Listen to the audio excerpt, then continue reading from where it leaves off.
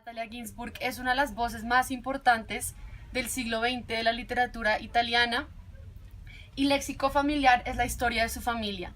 Es una autobiografía, pero que también sirve y funciona como una obra literaria ficcional y como una novela.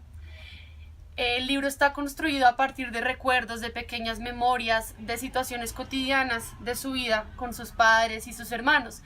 Por ejemplo, el libro empieza diciendo: mi papá siempre nos regañaba cuando tumbábamos el vaso encima de la mesa. Y es a partir de esas situaciones cotidianas y de esas peculiaridades de su vida que se construye el libro.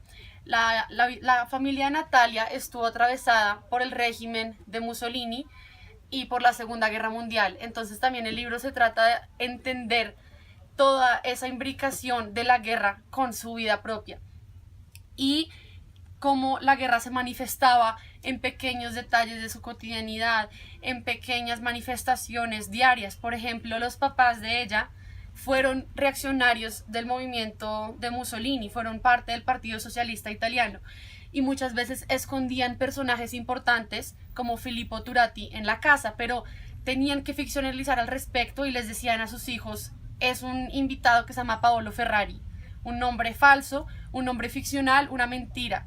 Pero entonces Natalia intenta jugar con eso, como ese léxico familiar, como esa manera de nombrar las cosas, como ese lenguaje se ve alterado por la guerra y ahora tenemos que vivir a punta de secretos, a punta de mentiras y a punta de ficcionalizar la vida para poder entendernos con ella un poco mejor.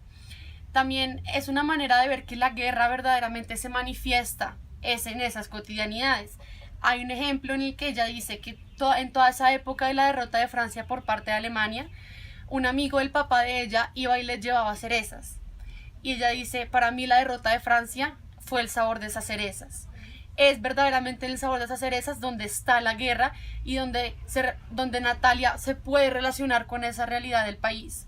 Creo que este libro es fundamental para leer porque nos deja ver lo que es la guerra en un país, nos deja ver que es en esa cotidianidad, en esa manera como tenemos que alterar nuestras relaciones familiares, como tenemos que alterar nuestro propio lenguaje, donde verdaderamente se manifiesta un acontecimiento como un régimen dictatorial que estaba sucediendo en ese momento en Italia.